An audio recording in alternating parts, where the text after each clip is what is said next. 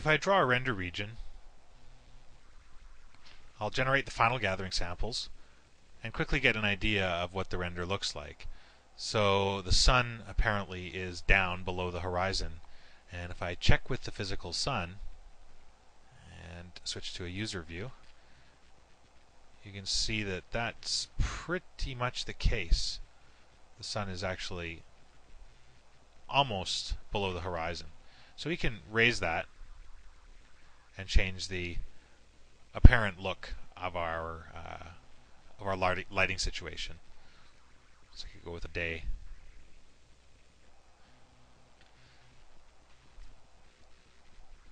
So I'll adjust the position of the sun to my liking.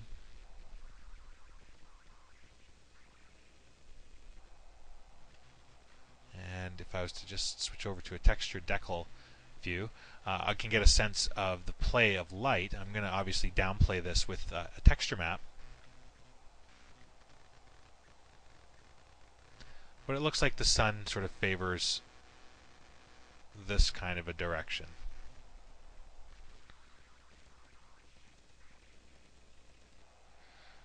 Okay, maybe even a little bit more. I can see where the main light direction is coming from now. Try and lower that.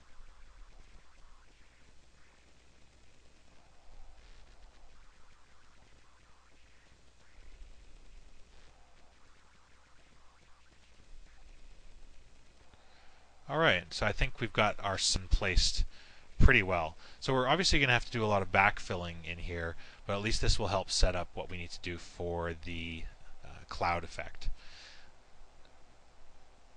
If I needed to brighten the scene or darken it, I can use the physical Sky Multiplier at this point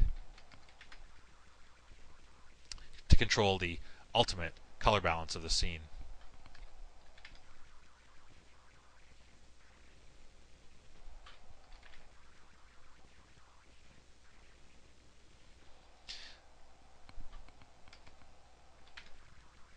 So if I want to lower it just a little bit, I can sort of move the values down into the thousandths, the high thousandths of units. But we'll leave the default for now. I don't really want to add any haze to the environment. I think what I have here is just fine. So what I'm going to do next is create a particle cloud that acts as a cloud cover. And the way to do that is, first of all, to hide the particle cloud that I've got here, the snow point cloud, just by hiding it. And I'll turn off my render region, and I'm going to generate a few objects that are going to emit particles. So I'll use a sphere. I'll make it pretty large.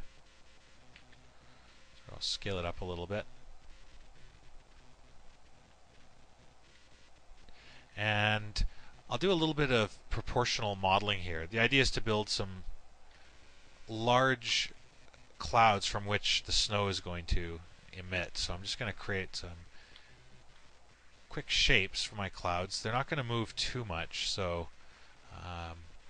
I don't really need to worry about their form or their point flow. These are just going to act as emitters for our particle system. So there's a really nice long cloud. I'll just duplicate that and move the duplicate over here. Again, I'll just use my proportional brush.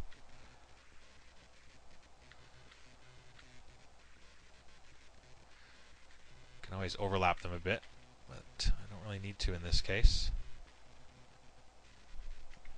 I'll do one more duplicate, and these will form my emitter object, which I use to emit particles from. So I'll scale this one down a little bit, I guess. I'll use the proportional brush again.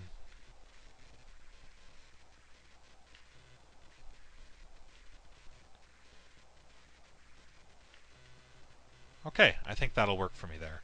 So I'm going to combine all of these into a single geometry by using Create, Polymesh, and not Loft. Let me just reselect those. And Merge. And then I'm going to delete the original input objects. So I have a single polymesh that represents my cloud emitter object. So I'm going to get another point cloud.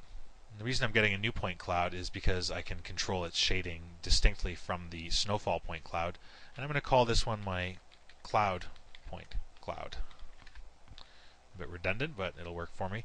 I want to create a simulated ice tree for it, so I'll switch my viewport to an ice view and create a simulated ice tree on the point cloud and pull in a couple of nodes to start building my tree. Under emitters, I'll pull in an emit from surface node. I'll pull in the cloud emitter geo, the clouds we've just built, just literally dragging them from the Explorer graph, and I'll connect up the emit from surface to the port 1 of the ice tree and the emitter get data cloud emitter object to the emitter port of the emit from surface node compound. I'm going to advance to frame 2, which is an interesting thing you can do. You can actually use frame 2 to help sort of preview your initial emission attributes before you go ahead and play. And if I just switch over to wireframe for a second and I increase the number of particles to say 10,000, you can see how I can just interactively drag these values when it comes to size. If the shape is anything but point, of course. I can interactively see the size of the particles. And of course, this is what I want to do while I'm working with a cloud object. I'm just going to increase the size of the particles so that they all overlap.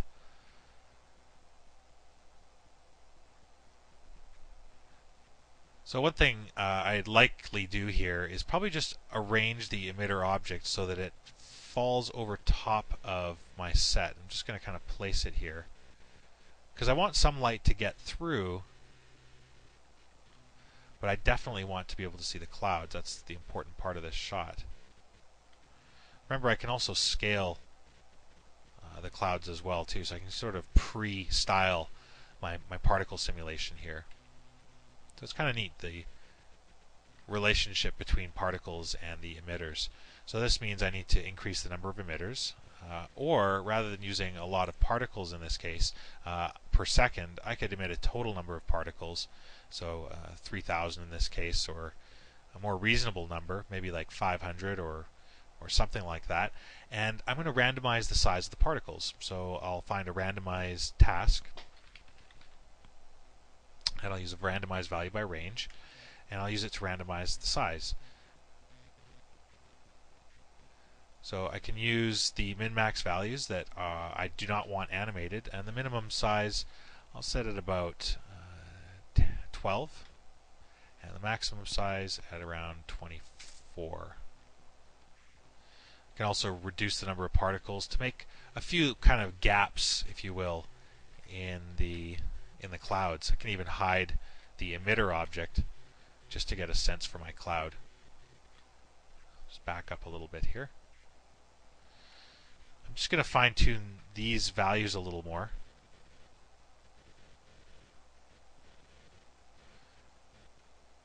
Before I get down to a render.